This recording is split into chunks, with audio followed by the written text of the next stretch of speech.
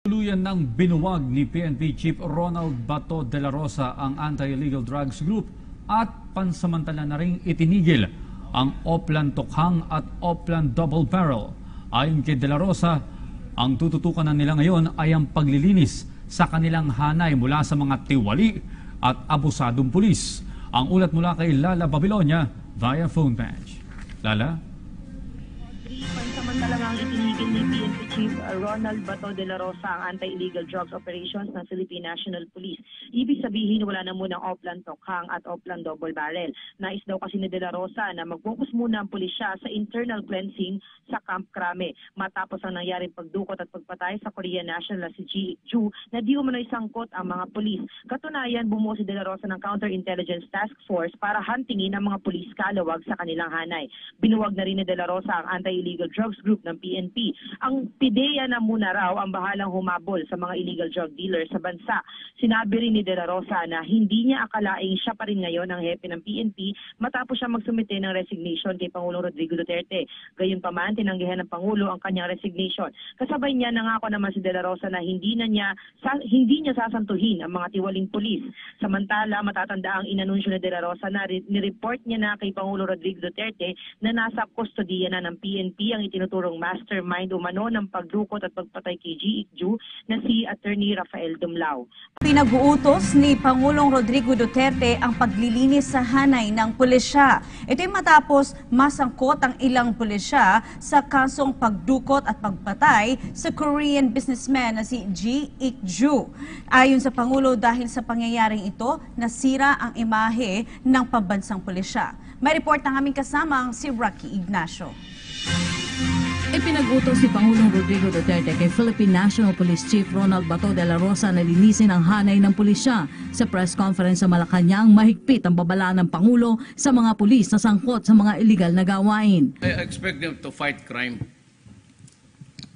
including policemen who are into crime. Kalaban natin lahat, they are really public enemies. So what's the problem? All you have to do is work. Trabaho lang. But we cannot altogether erase this kind of... Marami namang itong hinos tapos yung mga morbid na nagawa. At ang problema dito, foreigner kasi.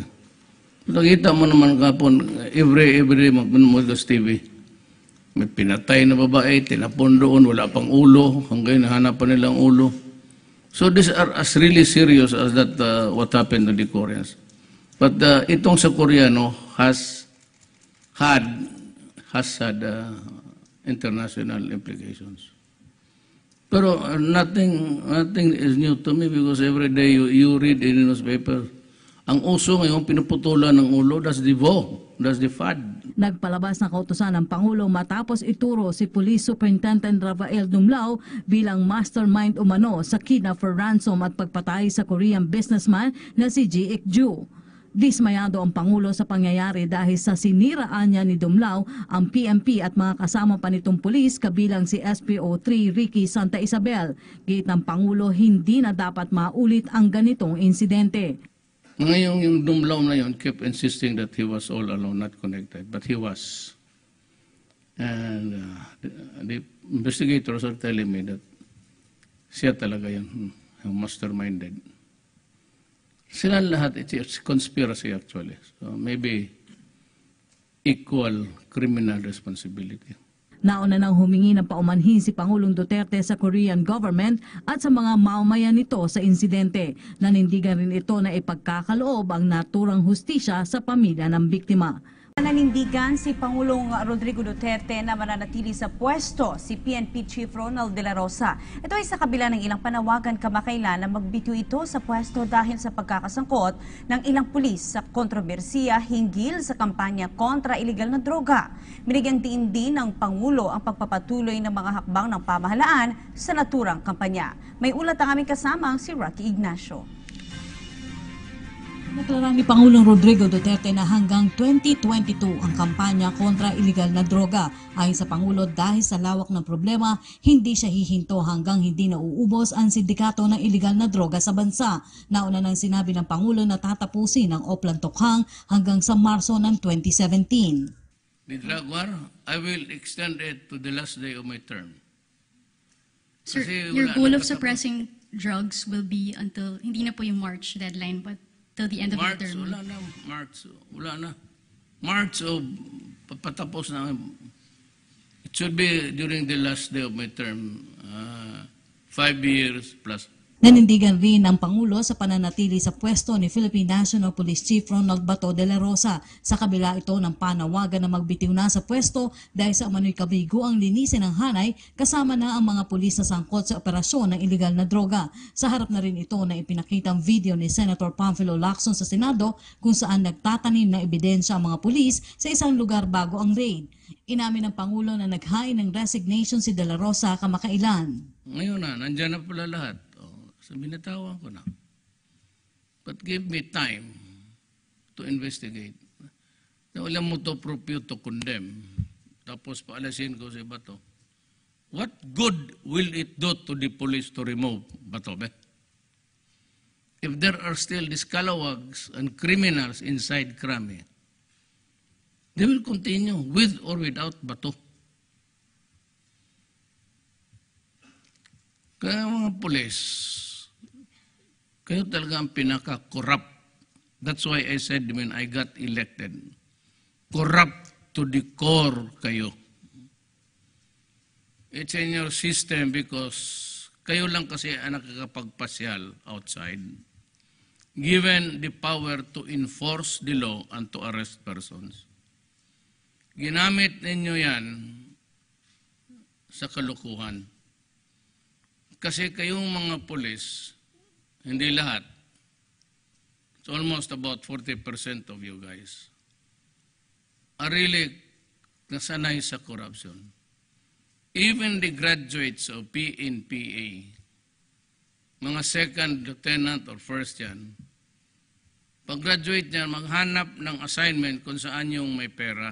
Samantala, sinabi ng Pangulo na wala pa rin siyang plano na magdeklara ng martial law sa bansa sa harap ng kampanya kontra iligal na droga. Gate ng Pangulo, gagawin lamang niya ito kung hihilingin ng taong bayan. Tiniyak ng Malacanang ang paglilinis sa hanay ng pulisya laban sa mga abusado at tiwaling pulis. Ayon kay Presidential Spokesperson Ernesto Abella, mahigpit ang babala ng Pangulo laban sa mga pasaway ng mga pulis. Narito ang report.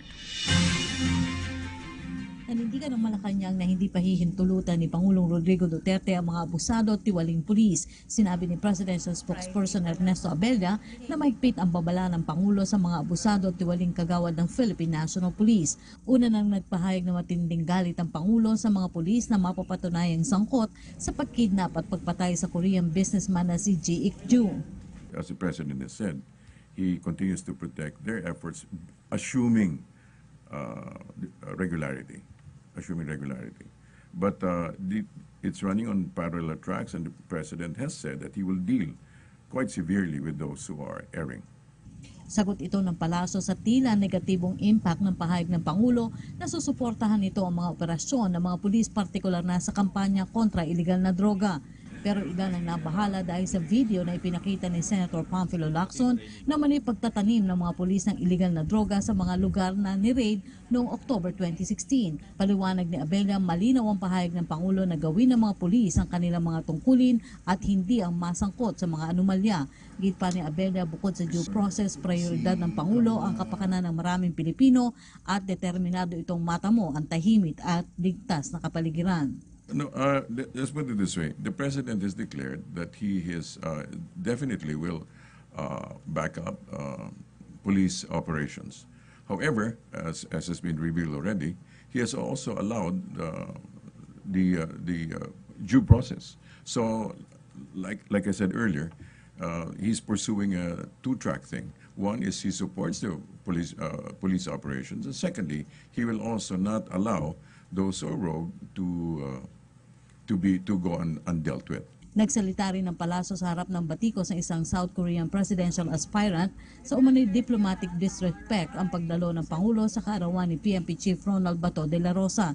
Bagamat naiintindihan ng Malacanang ang sentimiento nito, hindi rin anya nakapagtataka ang ganitong uri ng pahayag mula sa isang political aspirant. Well, we understand where the South Koreans are coming from. They feel deeply about it, and the President has also expressed his deepest and profoundest apologies. However, also, let us let us be cognizant of the fact that it's also being spoken by a political hopeful. So it may be nuanced by some